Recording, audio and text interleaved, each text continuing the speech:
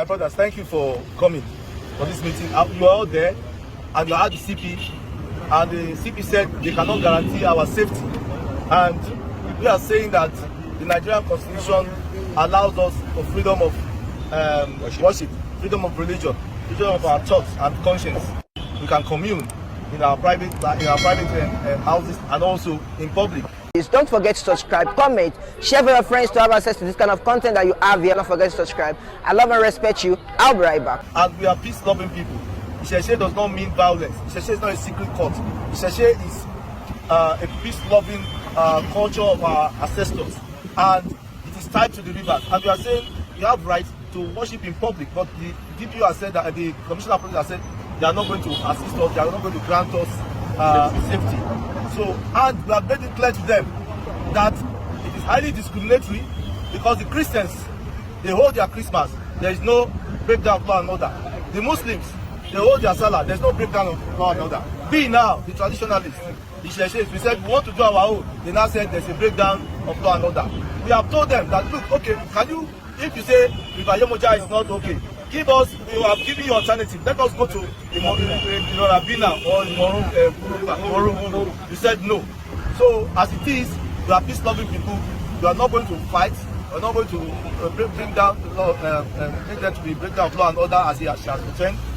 We are going to take the necessary legal actions, and that's what I think we should do. So thank you very much.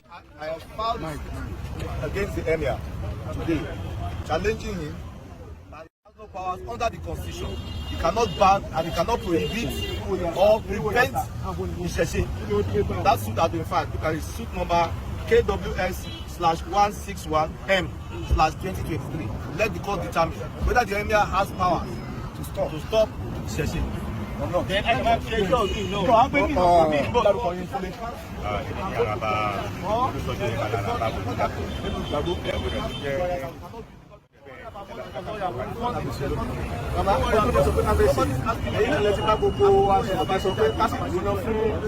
àbájáde ọ̀rọ̀ tí agbọ́lọ́dọ̀ Commissioner of Police léde ṣùgbọ́n gẹ́gẹ́ bí ọ̀rọ̀ tí agbẹnusọ wa lọ́ọ̀yà wa tí wọ́n sọ pé ìrìn àjò gbogbo ìpàtà ojú ẹjọ́ kí lè rọ ọkàn yín pẹ̀lú ẹ̀ sọ tẹ́ yín lọ́rùn bẹ́ẹ̀ pé gbogbo ìpínlẹ̀ Kwara gẹ́gẹ́ bí àgbà nínú oníṣẹ̀ṣe nípínlẹ̀ Kwara state. àtúnjẹ́ pé náà jẹ́ kí ká exhibit fundamental human rights wa lọ́dọ̀ ní bàbá mi oníkàgbà náà bàbá máa ń sọ bí bàbá ṣe dàgbà tó a ní ẹgbẹ́ dàgbà tó yígbó ẹgbẹ́ gbogbo ẹ̀gbọ́n oní fundamental human rights bàbá tó yígbó àbọ̀ òsè tàbí tó ìmọ̀ sí everybody fundamental human rights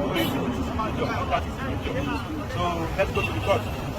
So adúgbò náà wọlé ìgbìmọ̀ bàbá wà mí bẹ̀yẹ̀ níbẹ̀rẹ̀ tí o sì ń bẹ̀rẹ̀ lápá ibà náà bẹ́ẹ̀ ni mo rí bàbá mi ọba ìtì láti ìpínlẹ̀ Sàwó bàbá mi níjà gbọ́ àwọn ẹni wọ́n sọ̀rọ̀ yìí bàbá mi láti ìlú Sàwó àwọn náà ni wọ́n tún bẹ pẹ̀lú wa níbí àti lọ sọ́dọ̀ kọmíṣánná wọ́n ní nítorí wàhálà kan bẹ́ẹ̀ sì ni onímọ̀lẹ́ ń ṣe tiwọn ẹ̀rẹ̀ kò dín wọn lọ́wọ́ kí ni èròǹgbà ọkàn sí pẹ̀lú ní àdúrà àbájáde ìrìn àjò yìí. ìgbà tèmi lórí ẹni pé kò lẹ́tọ̀ọ́ fún ẹnikẹ́ni láti dùgbà lọ́wọ́ ìpínlẹ̀ náà ṣe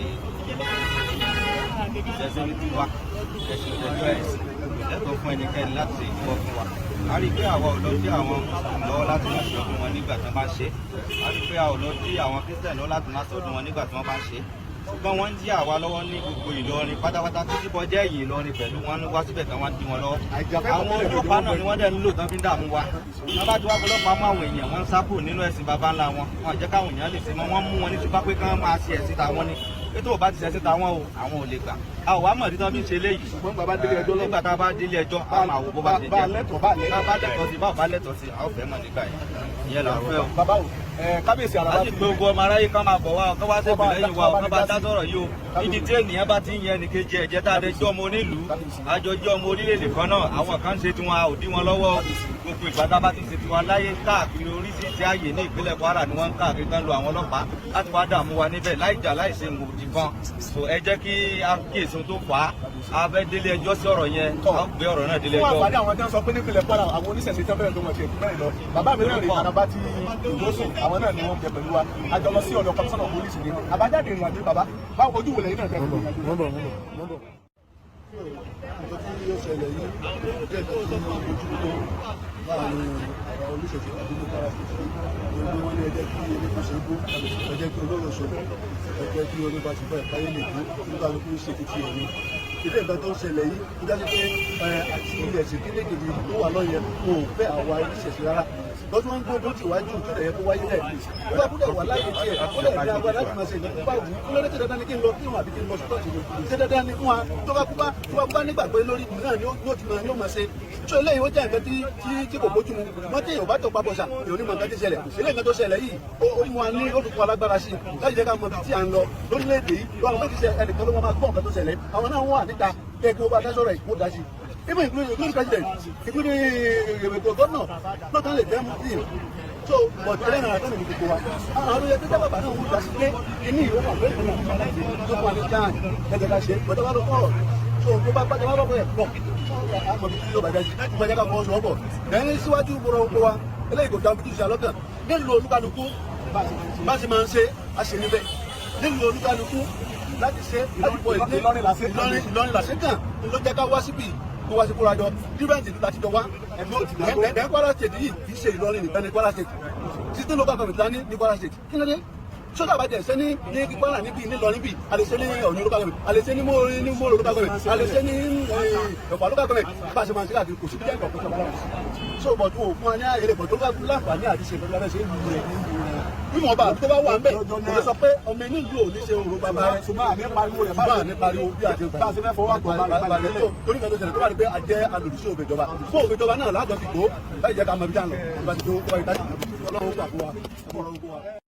Bàbá kílẹ̀ yìí náà rí sí ìrìnàjò náà. Ẹ̀ka tó rí sí ìrìnàjò yẹn ni pé wọ́n ń rẹ̀ ìtura wọn yàn wá jẹ wọ́n ń fi ẹ̀tọ́ ọmọ ènìyàn fi tẹ̀wá lójú mọ́lẹ̀ torí ẹnìbọ̀dì ló ń ṣe tiẹ̀ torí ó bá dòjọ́ iléyà wọn ò ní wọn aláwọ̀ wá da mọ́sálásí rú tó bá dìgbà tí ọdún àwọn kírísítẹ̀nì ó rí tó wọn aláwọ̀ wá da ọdún kírísítẹ̀nì rú so kò sí lẹ́tọ̀ọ́ kíkálukú ló ń ṣe tiẹ̀ wọ́n ní ayélujábámọ̀lẹ̀ ìkẹta ìgbàgbọ́ tó dé èsì àbáláyé ló sì wà kíkálukú yìí sí ẹgbẹ́ sí kírísítẹ̀nì ẹgbẹ́ sí muslim kò sani tí ò ní ìṣẹ̀ṣe lé wọn kò sani tí ò ní ìṣẹ̀ṣe ìlú rẹ̀ bàbá sẹ́ni lẹ́sẹ̀ ẹ̀kọ́ akọ̀kan ṣùgbọ́n bí wọ́n ti ń ṣe yìí bóyá bàbá gbé délé ẹjọ́ àbámọ̀ bí tà ń lọ ọmọ Nàìjíríà ní gbogbo wa kò yẹ kí ẹnìkan sọ pé ẹnìkan máa ti gbọ́ máa jẹ ẹgbẹ́ nìkan máa mú kẹ́nìkan jẹ ẹnìkan lọ́wọ́ mú fún kúlẹ̀ yìí ni pé ìrírí rọ gbogbo wa pé kò ní ṣèjà kámẹ́káàrí ọkàn láti kí ni abalẹ̀ ẹjọ́ lọ abadélé ẹjọ́ adájọ́ máa dáa adájọ́ bá máa dáa